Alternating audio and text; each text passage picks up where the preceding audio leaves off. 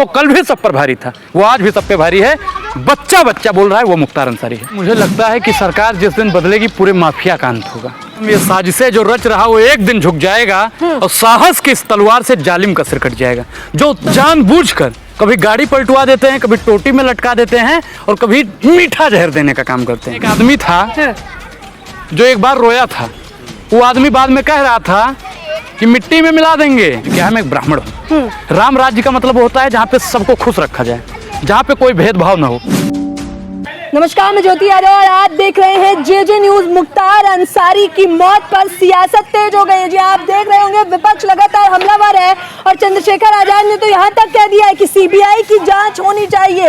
अब सवाल ये है कि योगी सरकार इस पर क्या बोलेगी, लेकिन एक एक करके अनुराग ओझा का एक वीडियो वायरल हो रहा है जिसमें वो कह रहे हैं हिंदुओं के मसीहा मुख्तार अंसारी। क्या कहना चाहेंगे? देखिए मैडम, मुख्तार अंसारी की मौत एक साजिश है और एक साजिश के तहत मुख्तार अंसारी साहब को मारा गया।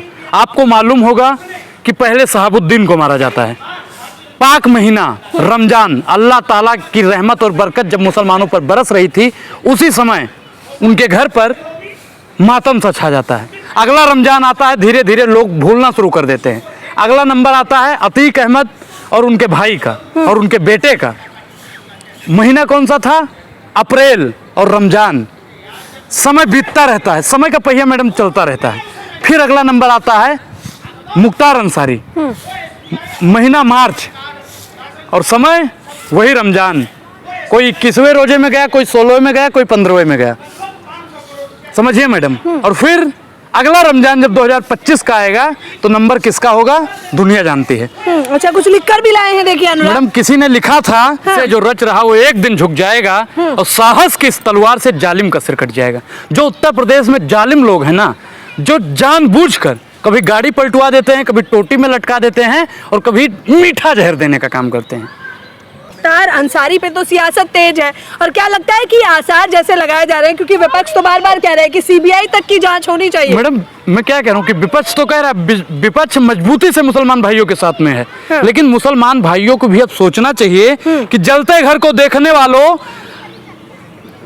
फूस का छप्पर आपका है, आपके पीछे तेज हवा है, आगे मुकद्दर आपका है। उसके कत्ल पर मैं भी चुप था, अब मेरा नंबर आया है, मेरे कत्ल पर वो भी चुप है, अगला नंबर आपका है। तो अतीक पर चुप रहे, शहाबुद्दीन साहब पे चुप रहे, अब मुख्तार साहब पे भी चुप हैं, तो अगला नंबर आप लोगों का है।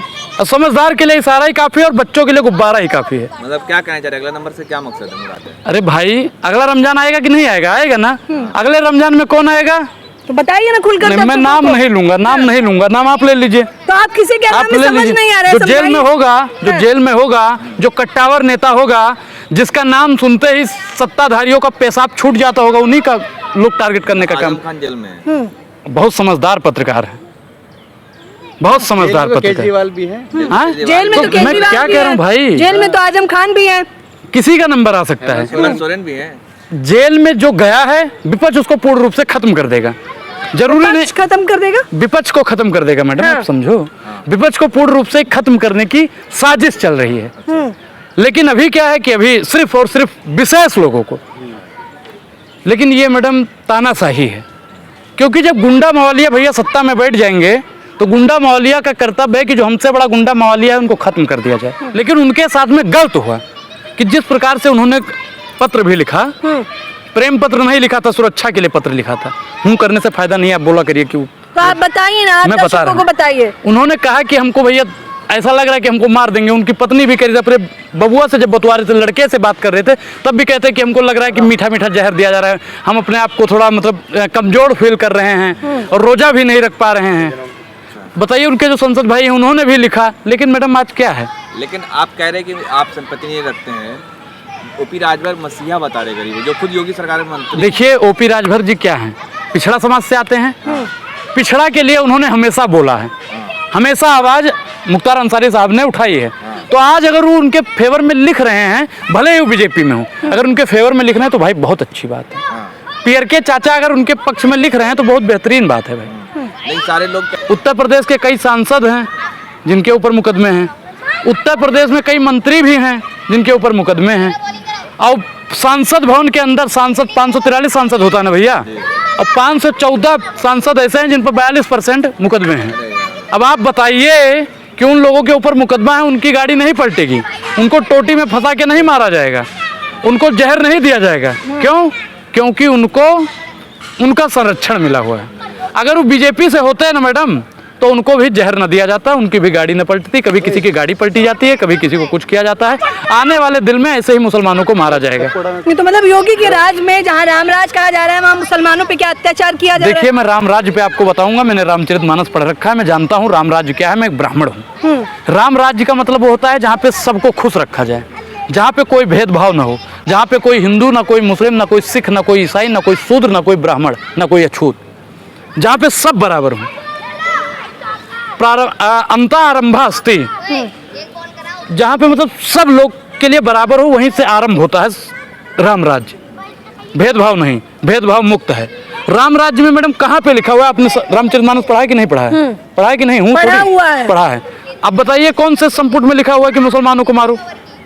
तो कब? आप मुझे बस इतना बता दीजिए कि किसी भी बीजेपी के नेता ने कहा हो कि मुसलमानों को मारो। अरे भाई, मैंने किसी का नाम नहीं लूंगा, लेकिन एक आदमी था जो एक बार रोया था। वो आदमी बाद में कह रहा था कि मिट्टी में मिला देंगे।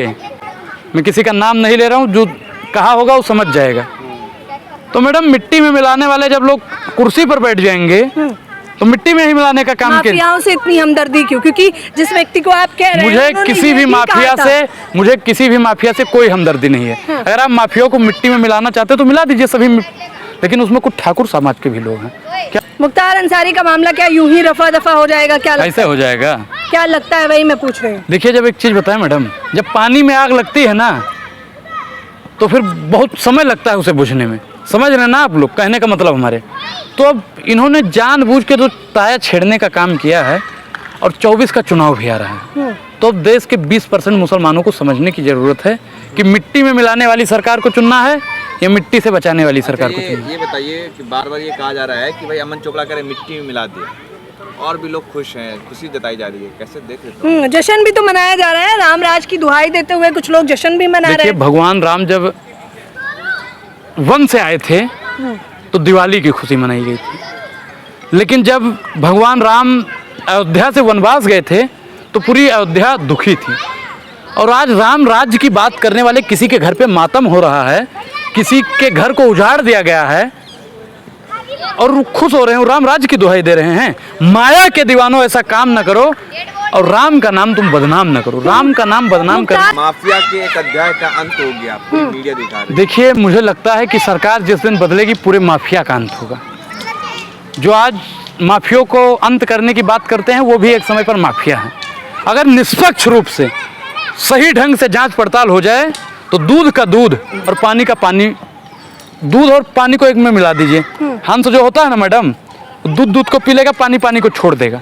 तो ईडी और सीबीआई निष्पक्ष जांच पे जिस दिन बैठ जाएगी, जहर को निकाल देगी, अमृत को एक साइड कर देगी, और निष्पक्ष और स्वतंत्र रूप से उनको न्याय मिल जाएगा। अच्छा, इस बीच में आपका एक वीडियो वायरल हो रहा है जिसमें आप कह रहे हैं कि अंसारी जी हिंदुओं के मसीहा हैं, क्या कहेंगे उस पर? मैडम देखिए, वो बिल्कुल सबके लिए उन्होंने काम किया है। सदन के अंदर भी वो दलितों वाला पोस्टर लेकर खड़े थे, और वो हमेशा मतलब कभी किसी को विशेष रूप से टारगेट, अब आपकी हमारी दुश्मनी होगी तो एक दूसरे को टारगेट करने का काम ही करेंगे। और राजनीतिक रूप से उनका भैया कोई पर्सनल खेत का मामला नहीं था, राजनीति का ही था सब जो था। अब मैडम आप बताइए कि आपका चैनल है, अगर आपका चैनल आपसे कोई छीनने की कोशिश करेगा तो आप क्या करेंगी?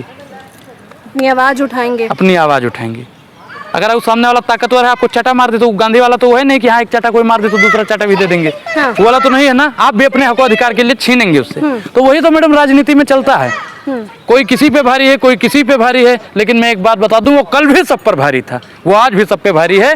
बच्चा बोल रहा है, वो मुख्तार अंसारी है।